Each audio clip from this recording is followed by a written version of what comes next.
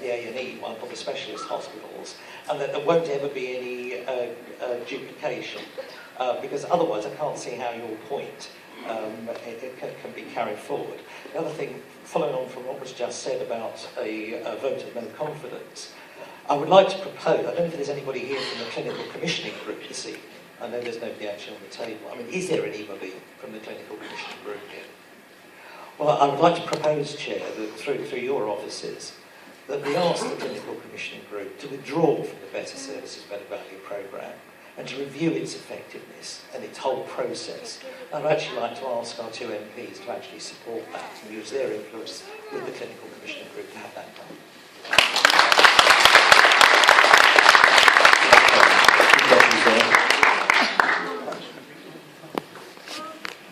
So your first point was about the staffing in the planned care centre. So I'm a surgeon, and I do 1.5 operating lists per week on elective patients. Now, at the same time as I'm doing that, I'm on call. At the moment, because I'm a urologist, the on-call isn't that pressing. If I was a general surgeon, when I was on call doing an elective list, I've either got to say to the patient in casualty, you'll have to wait, or say to the patients on my elective list, sorry, I can't do you, I've got to go to casualty. What will happen is that the consultants who are on call will be freed up of what we call elective commitments. They won't be doing outpatients, they won't be doing routine surgery. When they are doing routine surgery, they will do it at the elective centre or the day case centre, but they won't have the accident department phoning them up saying, we've got somebody who's been run over by a bus, can you come and sort them out? Because that will be a different group of people. So it will be the same surgeons, but it will be a different part of their daily activity, you see what I mean? Is that clear? So I'm going to have a go at Tom's question of the benefits realisation, but just a quick word about the stroke and trauma consultation. I mean, you're right, it wasn't reviewed because the Secretary of State and there was no judicial review. There was an awful lot of opposition which came from the clinic, the centres that were losing their stroke services and the populations that they served. I was part of the working group that was supporting that, and I was doing the consultation process around my borough, and there was certainly a lot of strong feeling. And I think there was a public consultation, actually. There was a public consultation. There was a public consultation, and in fact the changes that have been made to the stroke and trauma unit at Charing Cross just a couple of days ago are compliant with the public consultation that was originally made on the original designation. So there was.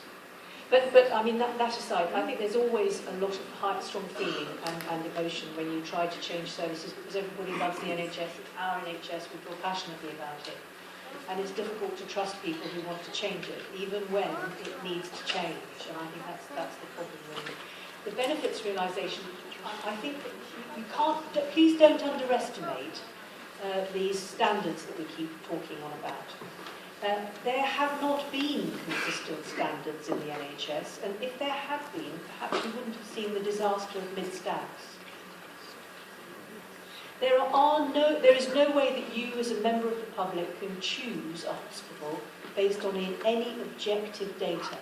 It's a lottery. It's just a matter of good luck. If you happen to be taken ill on your way to Manchester and you get taken to a hospital en route, you have no way of knowing whether it's mid-staffs or anywhere else. We need to have this consistency, and this is one of the biggest benefits, I think, that we can possibly hope for from all of the transformations. And it's not just South West London, it's South East London's transformation, North West London, North East London, the whole of London is doing this. And are going to adopt these standards, and I hope and believe that the Medical Director of the NHS will in fact adopt them also for the whole NHS, and London will have led the country on this. Because actually, it is really, really the time.